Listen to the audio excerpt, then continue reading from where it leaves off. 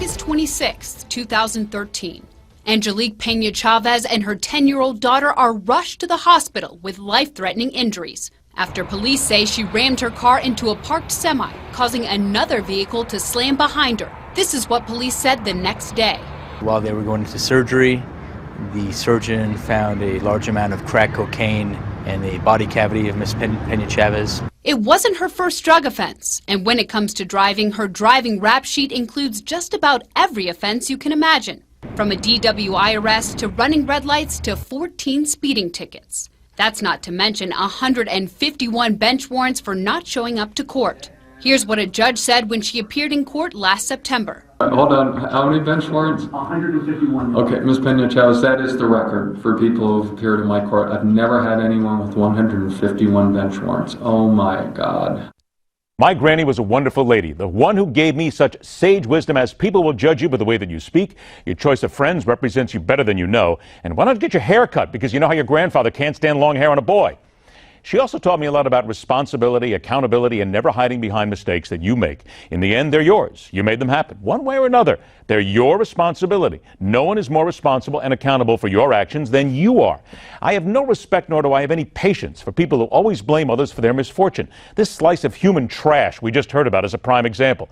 A lifetime spent putting others in danger, making stunningly stupid choices, having the decision-making prowess of a rutabaga, and in the end, putting others, including her own child, at risk because of her incredible personal idiocy. People like that I have no sympathy for. This is the human refuse that inflicts its red-hot stupidity on us each and every day. The ones who take actions that not only might, but often do hurt others. And then we have to endure their sorrowful acts of contrition as they seek to emotionally and verbally buy their way out of what they have chosen to do, but could not possibly be their fault because of society, family, bad friends, cracked relationships, someone who has it out for them, specters in the night. Go ahead and take your pick.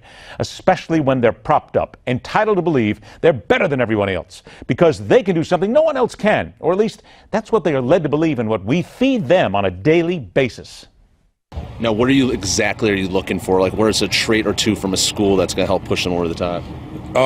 Whatever school, I know most of them need me, but or want me actually, but whatever school I think really need me, and if I could be able to fit in with the program and just the people who I'm interact with.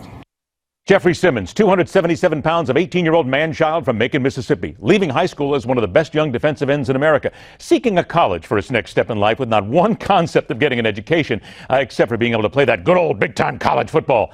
And not long after that, he signed with Mississippi State. Now meet Jeffrey Simmons, 277 pounds of him last week, beating up a defenseless woman, with his excuse being somebody said something about a deceased member of his family, and he was defending his family.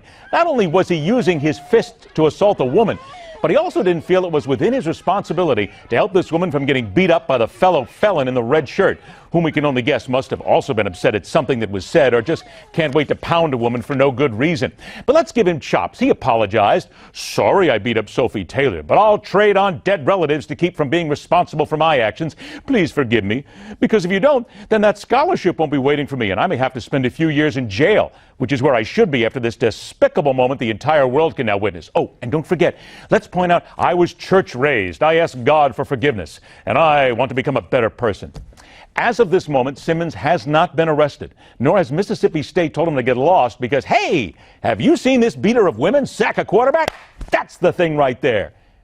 Jeffrey Simmons is just taking his cue from our current spate of leaders, so-called leaders, and even our politicians, who spit out hate as if it was candy, or better put, pablum for the masses. And new as Simmons and the morally bankrupt administrators at Mississippi State do, drop a few dead relatives while having someone who understands English vocabulary write your heartfelt apology on Facebook, you're golden.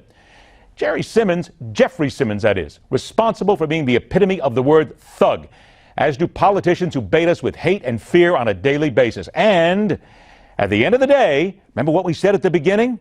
You and me, we're responsible for letting them get away with it. Just a short message to the folks at Mississippi State University. Just letting this kid stay on your campus or even connected with him? Despicable. But we get it. Let's wait for him to hit that quarterback, right? And that is telling it like it is. Rock on, true believers. Thanks so much for joining us. We'll see you tomorrow night, right back here on The Hardline.